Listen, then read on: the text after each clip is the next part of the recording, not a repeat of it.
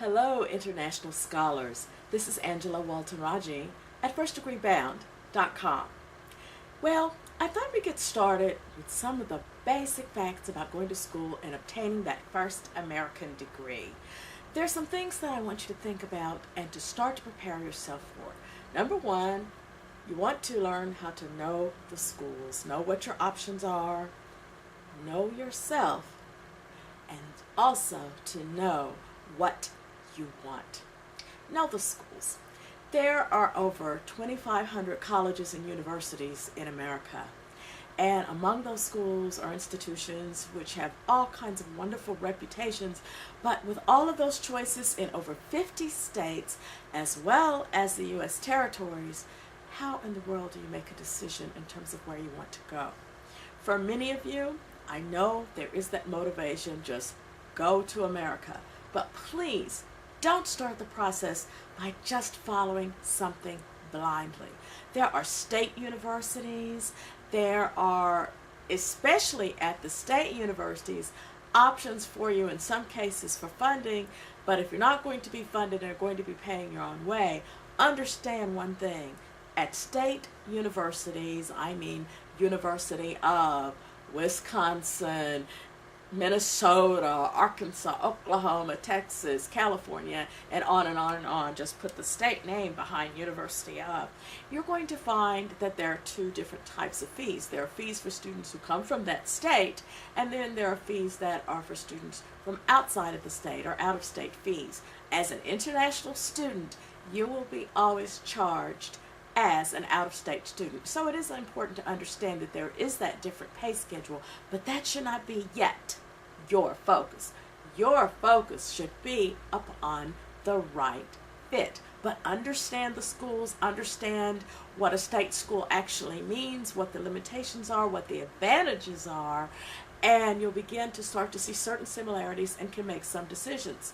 State schools, like all schools, can be located in rural communities, in small college towns, and some can be located in very busy urban areas as well. So study the schools. There's some wonderful study guides, and I'll put a list of some of the study guides for you just right below this video in the description box. So take a look at that. Just expand where it says see more, and you can see some of the guides that I will recommend. There are also private colleges and universities. You've heard a reference to the Ivy League colleges. What are they? What are they not?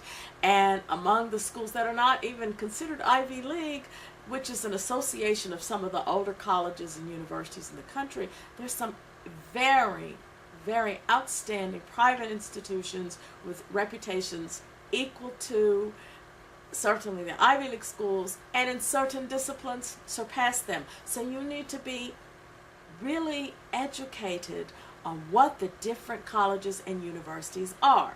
One of the things I'm not going to do is single out one university over another. You're going to have to really educate yourself, but I will give you some assistance in terms of how to find out that information. But I also want you to avoid something. This is critical. Avoid the diploma mills. What is a diploma mill? Diploma mills are basically fake schools. These are schools that sound very aristocratic and old sounding, but many of them are basically entities where you simply pay them some money and they will give you a diploma and you get no education. And at the same time, when you try to use that degree, you'll find that the paper that that diploma was printed on might be worth more than what you think you will have earned. You want to avoid them. You want to be careful because there are many institutions that are known as diploma mills that will be there to take your money, and you want to know what's a legitimate institution. Most institutions, that particularly those that are sound schools, will be accredited institutions, and they will be regionally accredited institutions. Again, in the description box, I'm going to include right below this video a list of the accrediting agencies. So as soon as you look at this school, you see a name, you see where it's located, then you should check to see if they are accredited by one of those regional accrediting institutions that I will list below for you. Now, there are some schools that you may find, well, this has been accredited by the Association of Professional whatever.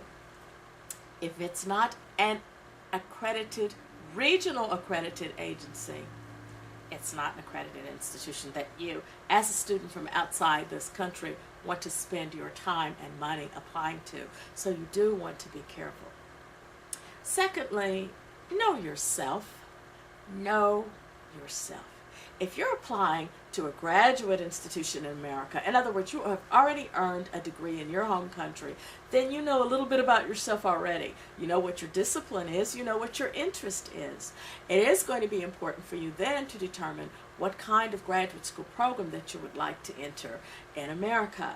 And you do not always have to concentrate in the same area in which you read your undergraduate degree. You can go in many different directions, but know the degree program to which you want to direct yourself. Are you looking for a master's program? There are different types of master's programs. There's the Master of Arts, there's the Master of Science.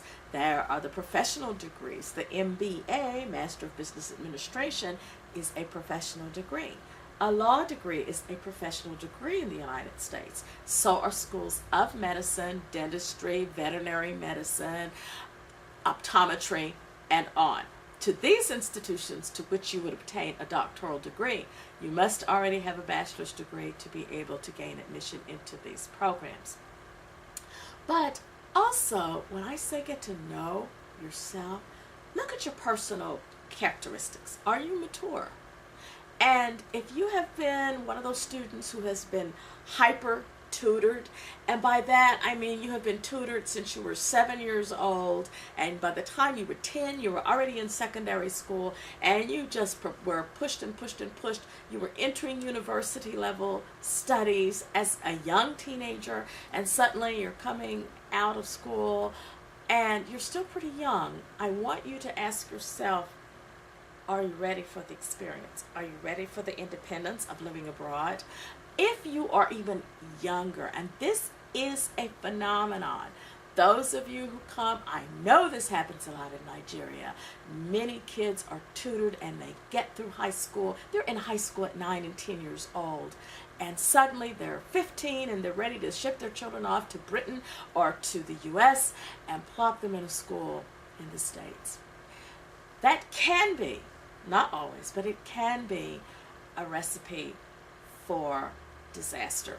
Not for anything to do with the intelligence of the student, but the maturity.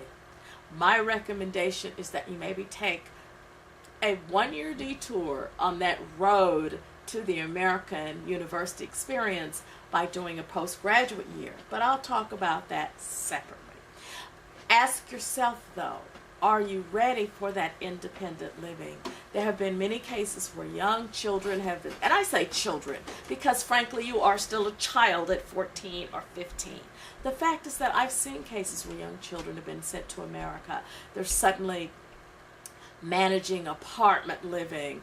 They are in a situation where mom and dad have set them up in an apartment in a comfortable community not far from the university campus. They're not ready for all of those kinds of demands and pressures. So know yourself. If you are a young applicant to American University experience, my suggestion is that we look into the PG experience. PG meaning postgraduate. Not, for those of you who have ties in Maryland, no, not Prince George's County. I mean PG meaning a postgraduate year. This is equivalent to a grade 13. Those of you coming from the UK already have the PG experience. You already have the A-level experience. Well, we don't always have that here, but it is an option, particularly at very, very competitive preparatory schools and secondary schools. That may be an option. So know yourself. Are you a quiet person? Perhaps attending a school, even if you're looking at an undergraduate institution, a school that's known to be a party school, might not be that type of place for you. At the same time, are you a person who's comfortable with people from all kinds of environments? If you are a person who's typically outgoing, who's been a student leader, and who's managed to have those grades intact, then you may be interested in a large school that will have a lot of diversity culturally, diversity internationally, diversity in terms of individuals coming from different walks of life, different classes, economic classes, a number of things, because you're comfortable meeting people who are different from yourself. Know yourself. And of course, thirdly, know what it is you want. Know what kind of degree that you want. You're already degree focused. Now, this kind of statement is more directed to the student who's probably looking at a graduate level degree, because graduate students are focused. And that is about finding a school that's a fit. And the way to find the fit is to find the mentor ahead of time before you start to actually get involved with the application process. Find the professor who's willing to give you some time in terms of what their research and what their focus is on that campus, because these are opportunities for you to foster a relationship between yourself and a member of the faculty before you ever get to the campus. So as you begin that process, and if you need some help from me in terms of finding information, shoot me a quick email, firstdegreebound@gmail.com. I will certainly get back to you as soon as possible. Know the schools, know yourself, and know what you want. For those of you who are applying to undergraduate institutions, for that first time degree, that bachelor's degree, it's very, very important. And there are some wonderful guidebooks for you to find out, well, what are these different types of schools about? You can order them easily from Amazon.com, BarnesandNobles.com, and other sites, and to help you get an idea, because there's so many schools, and each one has its own environment, its own culture. And I will say something about the American classroom culture, and I'll devote an entire video to it. But in America, we like to talk. We like students who talk. The relationship that you have with your professors is going to be very, very different. From the very beginning, we ask you to talk.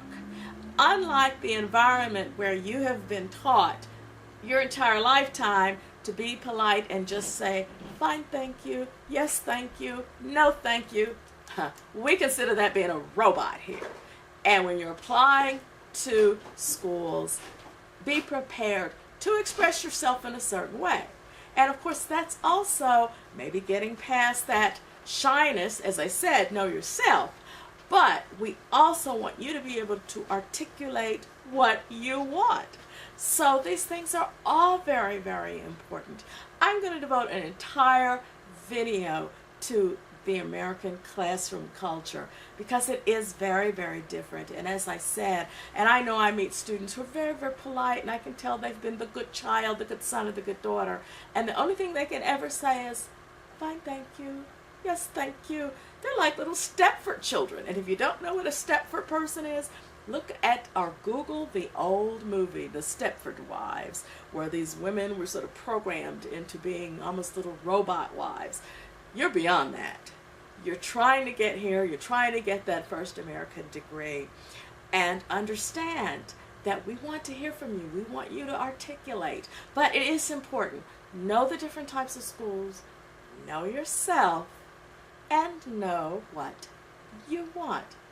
That's enough for today. Be good to yourself, and I will talk to you next time. Take care. Thanks for listening. Let me hear from you. firstdegreebound@gmail.com. Bye-bye.